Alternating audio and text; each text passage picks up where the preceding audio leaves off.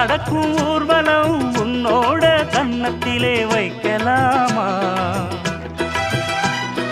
அந்தியிலே சந்தனத்தை பூச, ஆசைகளை கண்களிலே பேச, சேலையிலே நீ விசிறி வீச, காலையிலே பார்த்த கண்ணு கூச. என்ன சுகமோ எப்ப வருமோ என்னென்னவோ பண்ணுதையா ஆசை. மலையோரம் மாங்குருவி மாவிலையில் பாட்டெழுதி பாடுதடி.